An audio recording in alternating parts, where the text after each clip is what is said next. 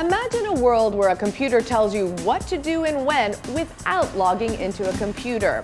Well, we're headed in that direction in a world where a computer can read our minds without having to type a command. Here's Google's executive chairman, Schmidt, on the technology of tomorrow. You can imagine a very active environment where you wake up in the morning, right, and you look at the screen and you say, do I need to get out of bed?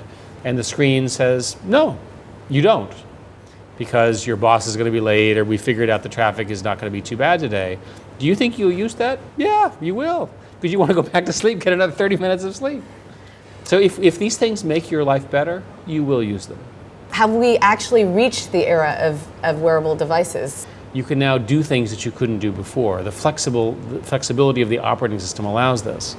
So in our case, we have found an inventor who just wanted to build this amazing piece of glass that you look through Google Glass, and we combined that with a micro miniature computer processor and Android.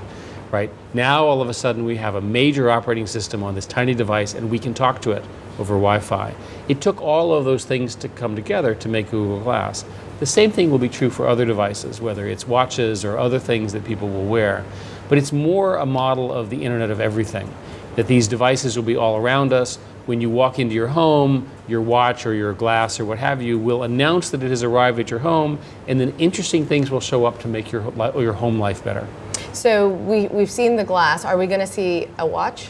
Well, in the Android ecosystem, there are already partners that are building watches. Samsung, for example, has just announced one, and there are others coming, and that's about all I'll say.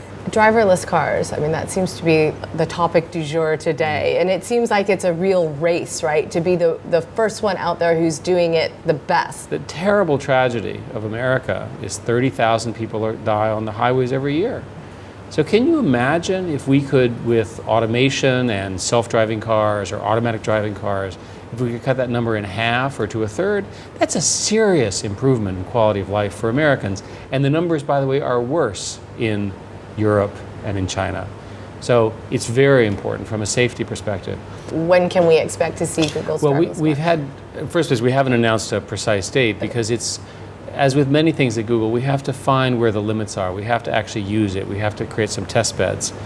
Today you can get a Google driverless car and we'll race you around the racetrack at full speed and terrify you on a private racetrack. But you wouldn't want us to do that on public streets. Right, okay. Is there a vision to say the world will be like this in 10 years and we're going there and we're headed that way, so you need to fill in these gaps?